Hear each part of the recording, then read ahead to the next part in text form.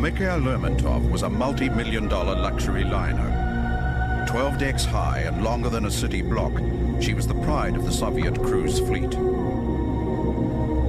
One windy Sunday in February 1986, the Lermontov cruised out of New Zealand's Marlborough Sounds.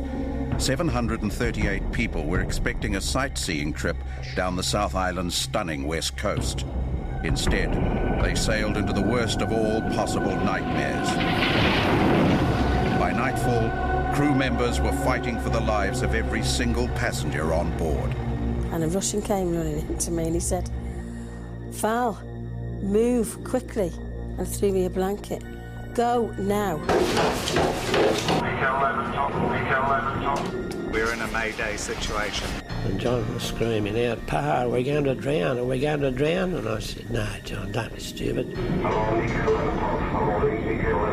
The trapdoors came down, and then straight away I was, where's Nan, where's Nan? So I was terrified, and I just started screaming. Frantic passengers were herded into lifeboats, fearing for their lives. Their rescue is a miracle. The facts behind the sinking have remained a mystery.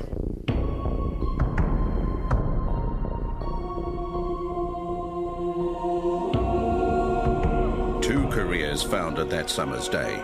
New Zealand pilot Don Jamieson gave the orders that ran the ship aground in this dangerous passage, and the tragedy that followed destroyed the Soviet captain's future. He was a harbor master, Port of Picton. He was the person with local knowledge. He should have experience.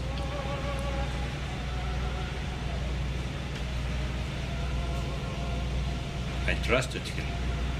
They came to me on the Monday and said, "Look, the ship sailed over a reef that's too shallow, and the bad news from New Zealand's point of view, there was a New Zealand pilot on board, experienced pilot. He should have known what he was doing, and I'm afraid, Minister, we sunk the ship." On board that night, all seemed lost, but crew on coastal ships, local boat owners and fishermen made heroic efforts to rescue hundreds of passengers and crew. Most of the holidaymakers were elderly and frail. Frozen by cold wind and lashed by rain, the survivors struggled across a series of lifeboats to safety. There's never been a full inquiry into the sinking of the Mikhail Lermontov. Because of this, the only man who knows why she ran aground has escaped public scrutiny. And the Russian crew have never told their story of that awful night. Until now. The once gleaming cruise ship lies silent on the sea floor. Locked inside her bulkheads is the body of a 33-year-old man who had no chance to escape.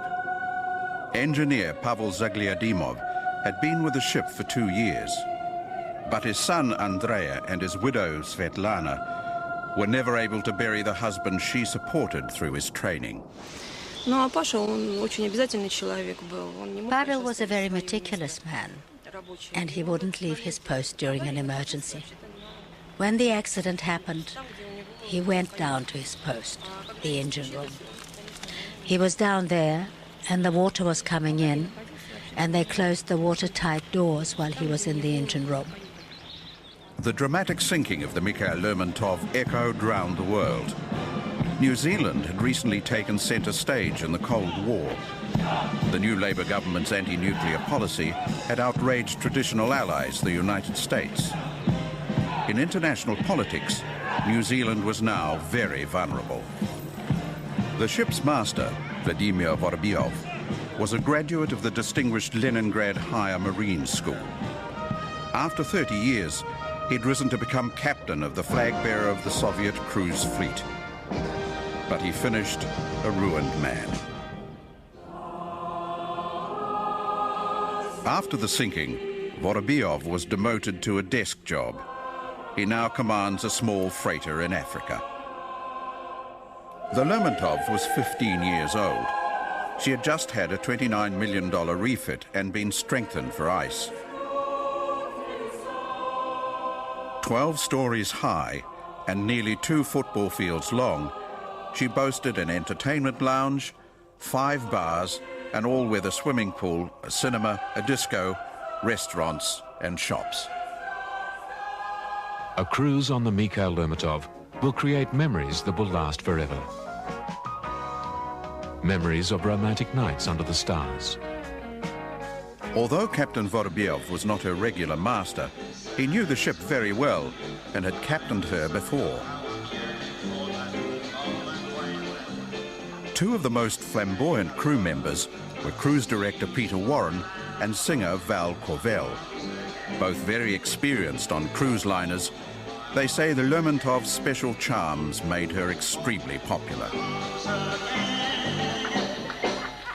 It's just one of those ships when everything came together. It doesn't happen very often, but everything came together. And I think no matter who you speak to, everybody will agree the same thing.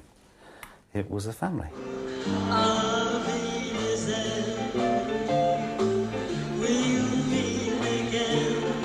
For 9 years, Val Corvell called the Lermontov home. Both her heart and her world were on board.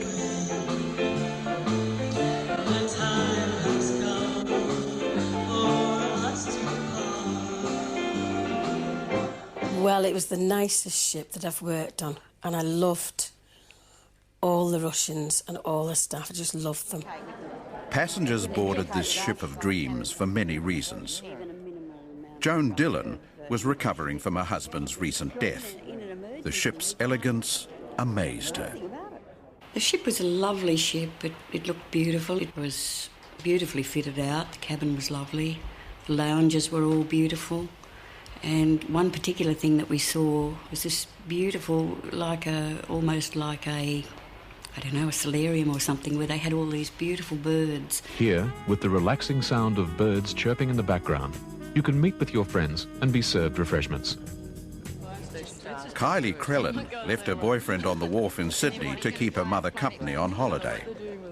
I could remember standing on the deck waving goodbye with a small tear dropping out of my eye saying, "Mum, I don't want to go on this cruise. Look, there's no one young." There were some who simply adored Russian culture. Nolene Roger was on her 3rd cruise. There was always a lovely entertainment. The Russians did most beautiful dancing at night.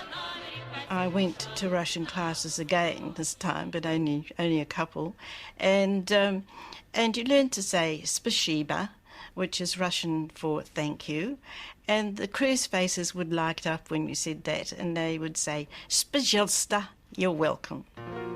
The passengers' feeling for the ship was nothing compared to that of helmsman Anatoly Burin. After a period of time on the ship, you have the feeling she's your friend, your brother. That's the kind of feeling you get when you sail. And there was much more than affection involved.